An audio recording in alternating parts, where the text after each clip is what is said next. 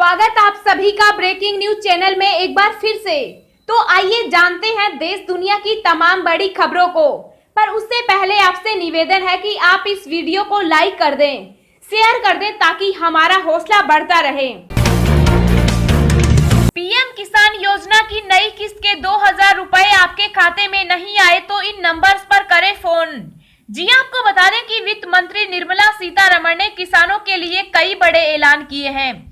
गुरुवार को वित्त मंत्री ने प्रेस कॉन्फ्रेंस में बताया कि पीएम किसान योजना के तहत 9.13 करोड़ किसानों के खातों में 18,253 करोड़ रुपए भेजे हैं। अगर आपके खाते में पैसे नहीं आए हैं तो आप इसकी शिकायत सरकार की ओर से जारी नंबर्स पर कर सकते हैं।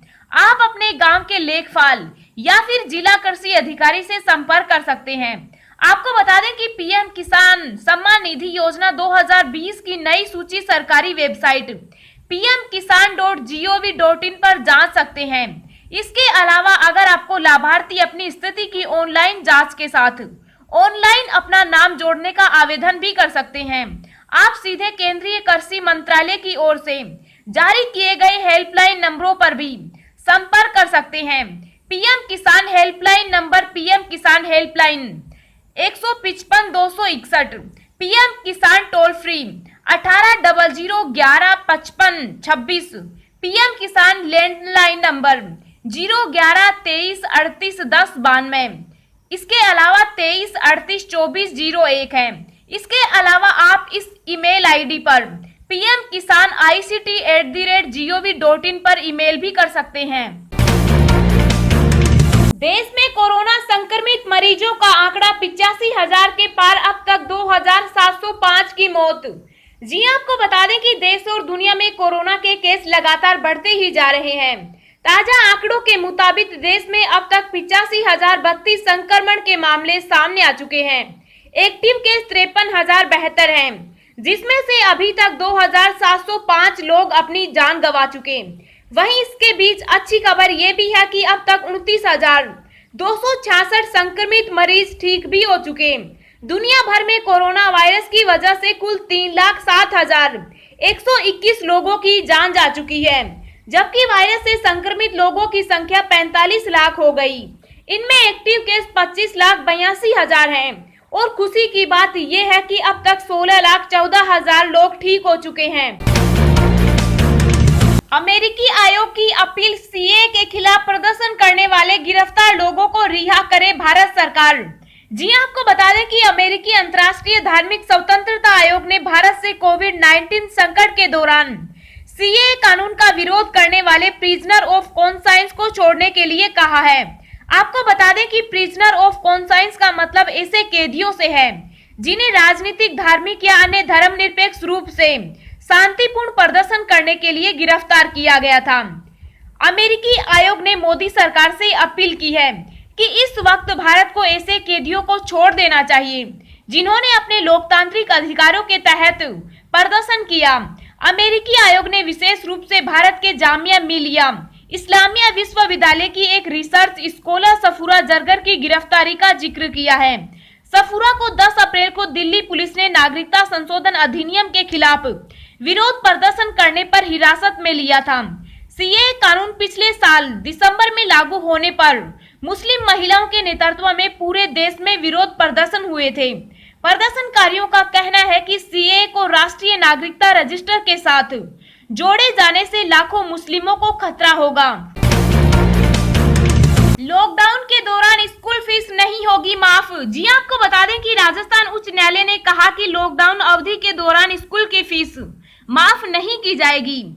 कोर्ट ने गुरुवार को फीस माफ करने का आदेश देने से इनकार कर दिया।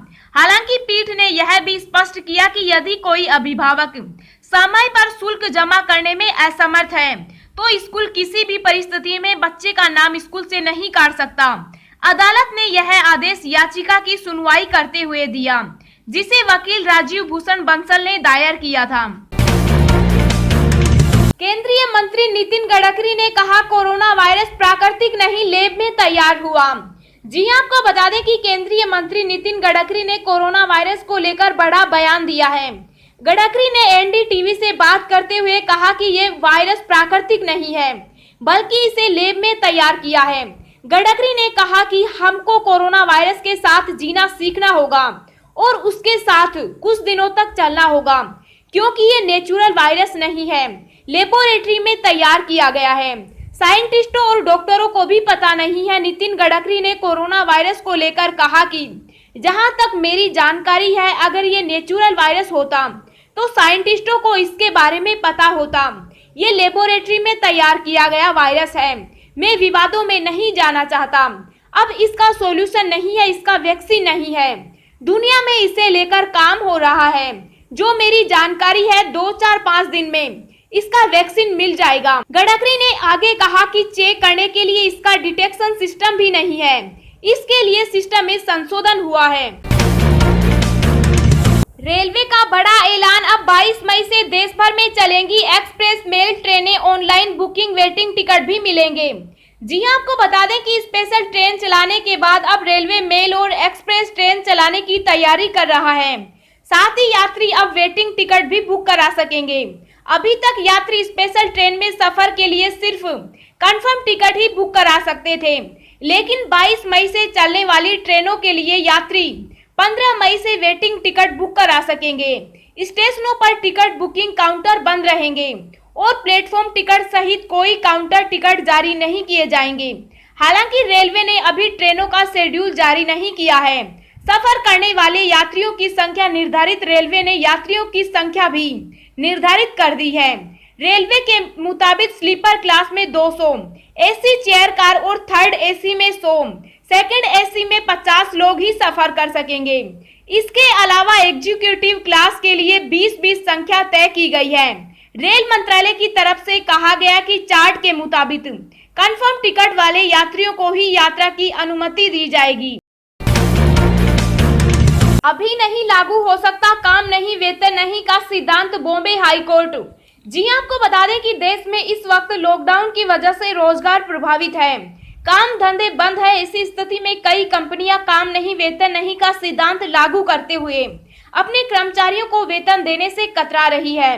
हालांकि बॉम्बे हाई कोर्ट की औरंगाबाद पीठ ने अपने एक आदेश में यह स्पष्ट कर दिया है कि कोरोना संकट के इस दौर में काम नहीं वेतन नहीं का सिद्धांत लागू नहीं किया जा सकता है। जस्टिस आरवी घुगे ने कहा कि पहली नजर में लगता है कि इस तरह की असाधारण परिस्थितियों में काम नहीं वेतन नहीं का सिद्धांत लागू नहीं किया जा सकता है। उन्होंने औरंगाबाद के तुलजा भवानी मंदिर संस्थान ट्रस्ट को निर्देश दिया है कि वह सुनिश्चित करे कि उसके सभी ठेका मजदूरों को मई महीने तक पूरा भुगतान किया जाए। अब हम आपको अगले 24 घंटों के संभावित मौसम पूर्वानुमान के बारे में बता रहे हैं। अगले 24 घंटों के दौरान असम, मेघालय, अरुणाचल प्रदेश और नागालैंड में हल्की से मध्यम बारिश के साथ 1-2 स्थानों पर भारी वर्षा हो सकती है। जम्मू कश्मीर, मुजफ्फराबाद, गिलगित बाल्टिस्तान और हिमाचल प्रदेश के साथ साथ पंजाब के कुछ हिस्सों में गरज के साथ बारिश की गतिविधियां बढ़ सकती है। उत्तराखंड और लद्दाख में भी हल्की बारिश के साथ 1-2 स्थानों पर मध्यम वर्षा हो सकती है। केरल, आंतरिक कर्नाटक के कुछ हिस्सों, मराठवाड़ा, दक्षिणी पूर्वी मध्य प्रदेश, तेलंगाना, आंध्र प्रदेश और आंतरिक कर्नाटक में कुछ स्थानों पर हल्की से मध्यम बारिश संभव है। अंडमान व निकोबार द्वीप समूह पर भारी से अति भारी बारिश संभव है। दक्षिणी अंडमान सागर और इससे सटे बंगाल की खाड़ी के दक्षिणी मध्य हिस्सों में समुद्र में हलचल बढ़ती जा रही है। जाने 1 लीटर पेट्रोल डीजल के लिए आपको आज कितने चुकाने होंगे दाम। जी आपको बता दें कि IOCL के अनुसार आज दिल्ली, कोलकाता, मुंबई और चेन्नई में 1 लीटर पेट्रोल की कीमत 71.26, 76.31, 73.30 और 75.54 रुपए प्रति लीटर है। डीजल की बात करें तो इन महानगरों में इसका दाम 69.39, 66.21, 65.62 और 68.22 रुपए है। बता दें कि प्रतिदिन सुबह 6 बजे पेट्रोल और डीजल की कीमतों में बदलाव होता है। सुबह 6 बजे से ही नई दरें लागू हो जाती है।